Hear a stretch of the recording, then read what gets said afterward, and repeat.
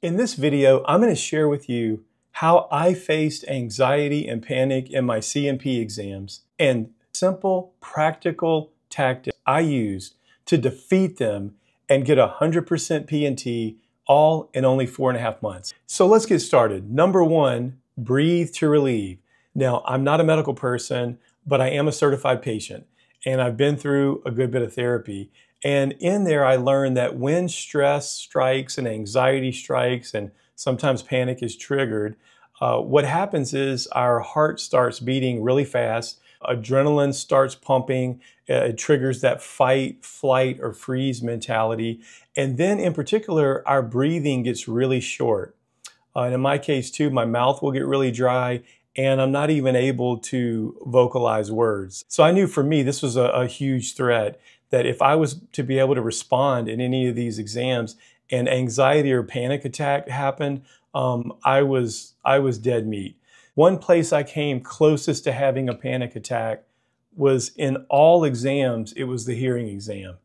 And I had answered all the questions for tinnitus, and I was led into the room to do the hearing test, to click the button for the tones.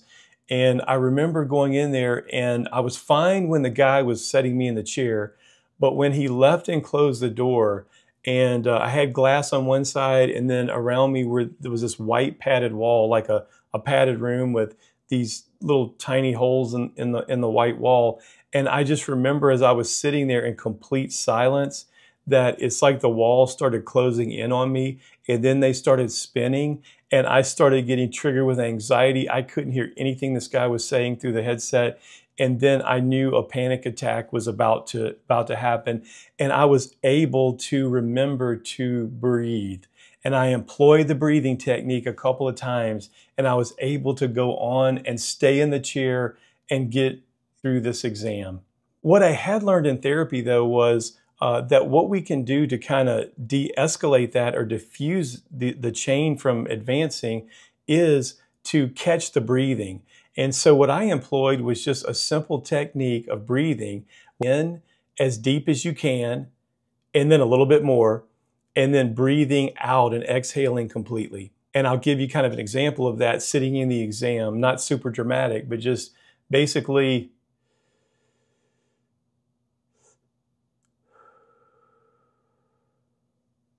actually, in catching the breath, a lot of times it can slow that process down and help you get through.